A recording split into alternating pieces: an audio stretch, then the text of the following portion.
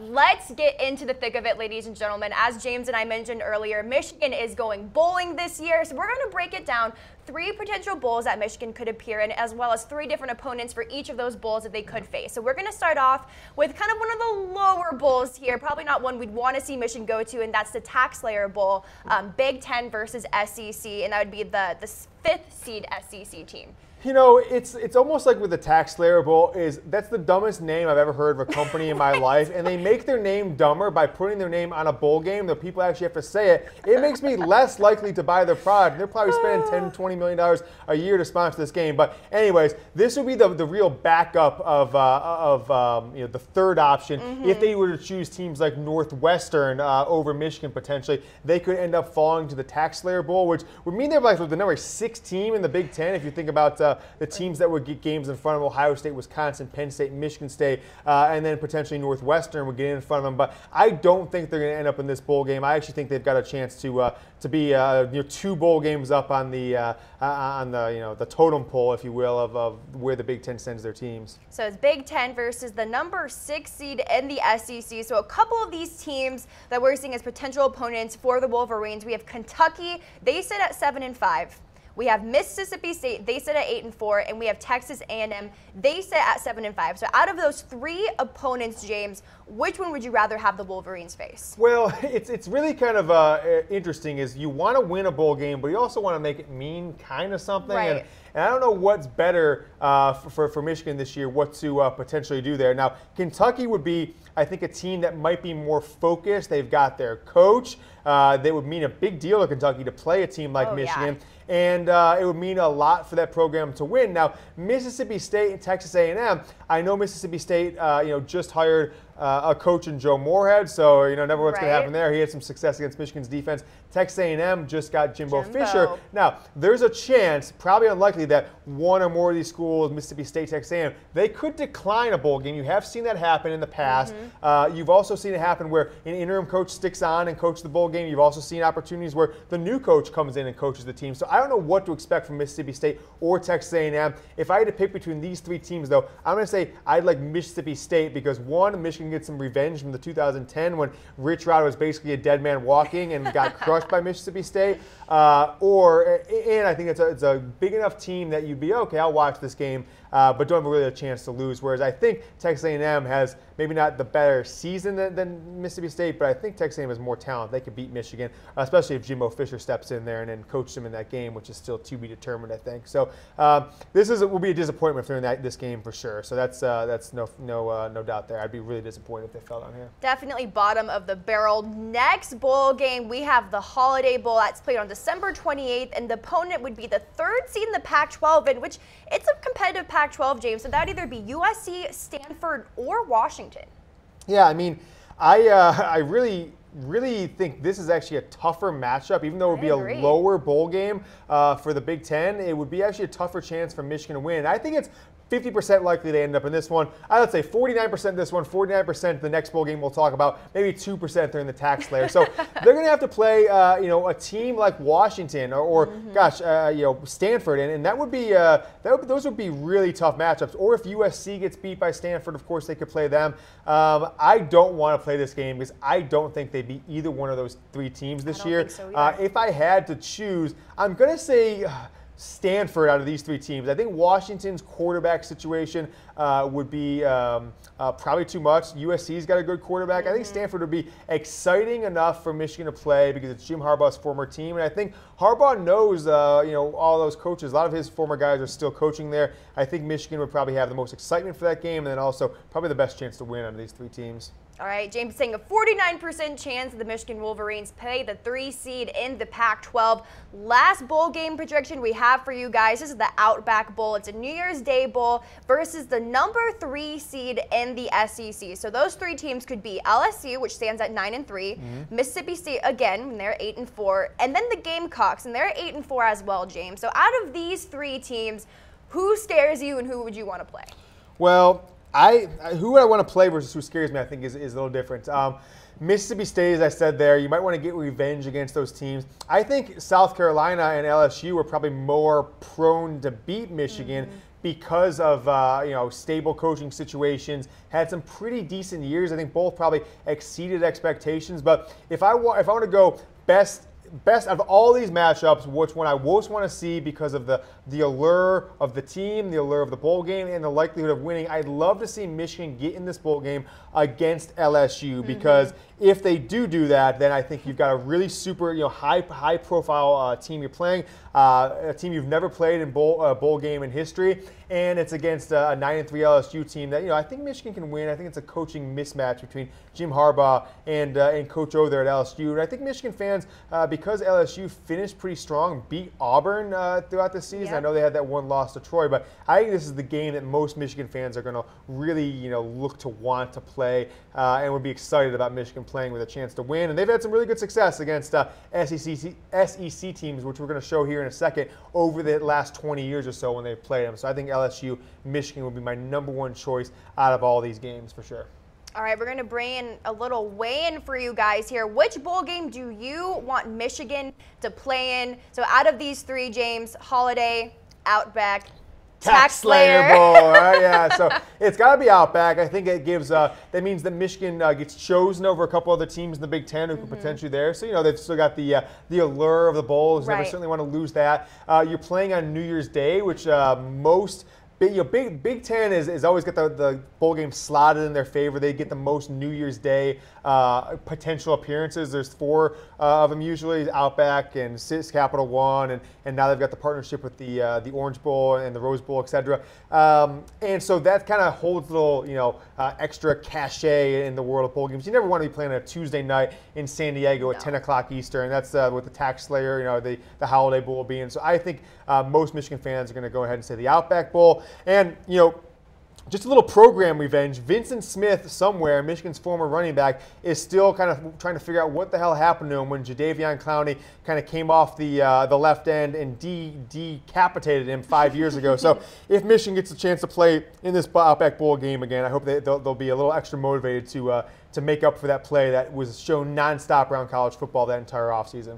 All right, for me, I know it's not a New Year's Day bowl, but I want to see them that Holiday Bowl, James. I love the Pac-12. I love the competition that they're bringing this season, and I think that story basically writes themselves with the Stanford connection and Jim Harbaugh. But, James, let's take a little walk down memory lane here. So it's been 20 years since Michigan last won a national championship. So let's take a look at all the bowl appearances Michigan has had since then, and we're going to start off with the Rose Bowl in 1997. Yeah, so we'll walk through these last 20 Rose Bowls, kind of take people down memory lane for them. So if you think about this game, Michigan entered the game undefeated, 11-0, had beat a top 5 Ohio State team to get into this game. They had the Heisman Trophy winner in Charles Woodson, and they were playing really maybe one of the first fun and gun teams in the Pac-12. That's kind of what the conference turned into, which was Ryan Leaf quarterbacking the Washington State Cougars on a year nobody expected. And they would go 5 wide more than 50% of their time in the shotgun, kind of offense Michigan in the history of their program had really never faced. And so it was a lot closer than they expected, and Washington State actually had a chance to win the game. They actually got a pass down the sideline, caught it inside the 40, I think it was inside the 50, and had to run up to the line of scrimmage to try and spike it to throw a Hail Mary. They called the clock dead, though. They spiked it at 1 second. I think Michigan got lucky from not having a potential Cordell Stewart situation on their hand with the Hail Mary that happened 3 years prior against Colorado, and they called the game time over. Washington State didn't get the snap off in time. Michigan goes on, wins the national title, though, Lena. Very interesting thought. Most Michigan fans will think about this anytime they play Nebraska or Scott Frost potentially gets a new job in Nebraska. Is Frost and Nebraska, who were in the Big 12 at the time, they played Tennessee. Peyton Manning beat them 42-14, if I recall. They were all over the TV the next day or two trying to petition that they deserved a piece of the national title. Michigan's the first team ever to go into a bowl game as a #1 team in the AP poll, the coaches poll, and not remain #1. The first team ever to be voted out after winning a bowl game #1. So Michigan, Nebraska split the national title. Michigan took the AP. Nebraska took the coaches poll title. All right, next bowl game here, 1998, it's the Citrus Bowl. Michigan played the Arkansas Razorbacks and won 45-31. You know, this is really weird. I have very little recollection of this bowl game at all. It's kind of a blowout. Tom Brady was the quarterback during this game. Michigan started this 1998 season losing 2 straight games to a very good Notre Dame team, and then Donovan McNabb came in there and beat him pretty good to start the year 0-2 after that national title season. Michigan went on to win 8 straight games after that, lost to Ohio State 98, which was a very rare occurrence back then, Lena, and got some revenge going into 99 season by beating Arkansas. And this kind of started a string of SEC victories for Michigan here. So 45-31, they beat Arkansas that day. Yep, string of SEC victories. The Orange Bowl 1999, Michigan barely squeezed the W and beat Alabama 35-34. So this is pre-Nick Saban, obviously. Yes. This is one of the rare, really strong Alabama teams that they had back then. This is kind of, I think they went 5-7 the year after this when people were picking them to maybe a national championship contender. Matchup of top 7, top 8 teams this game. Michigan was down 14-0, came back to tie it, then down 28-0, came back to tie it at 28. It goes to overtime, Lena. Michigan scores first on their first play of overtime. Tom Brady rollout to hit the tight end. Alabama scores like 2 plays later, missed the extra point in overtime. Michigan gets the victory. Tom Brady, by the way, Michigan record that day, 375 yards passing, which was the record at the time.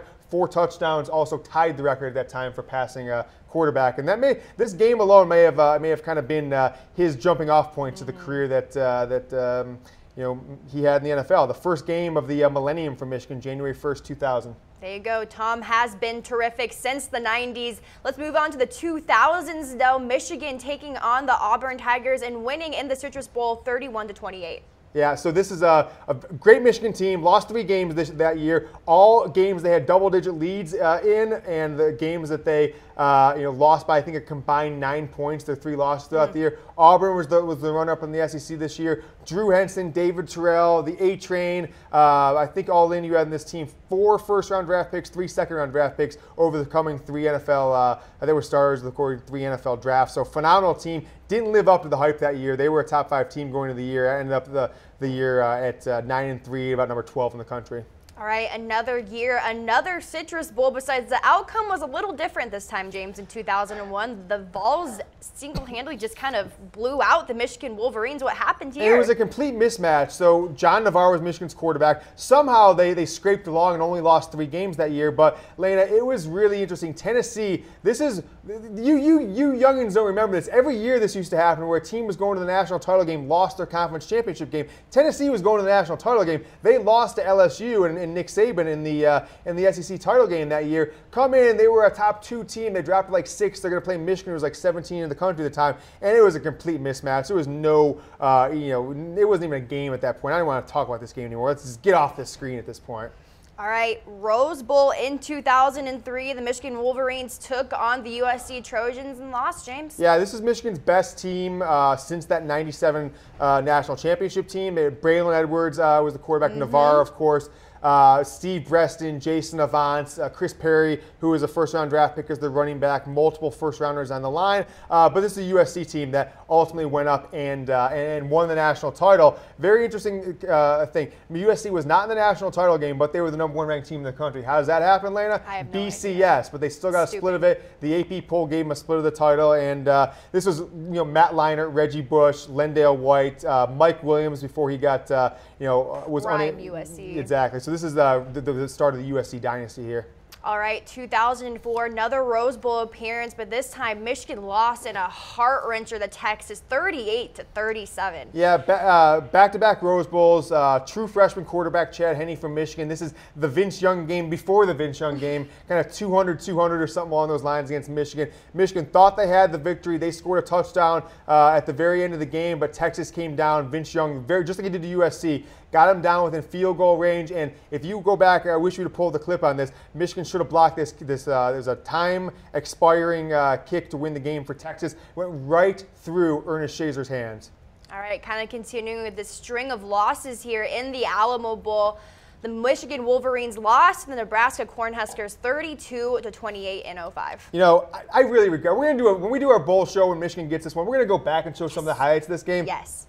One of the craziest plays of all time, Lena. I don't know if many college football fans who weren't Michigan fans or remember this see it. Michigan literally there was a ban on the field last play to try and win this one, where they laddered the ball literally like 7 or 8 times. It ended up with their tight end Tyler Eifert taking it through, weaving in and out of Nebraska's athletic staff, who was walking across the field, ultimately getting tackled about the 15-yard line on the last play of the game when Michigan was trying to basically go 90 yards on the last play after Nebraska had scored the game-winning touchdown. So this is a brutal game. They should not have lost that one.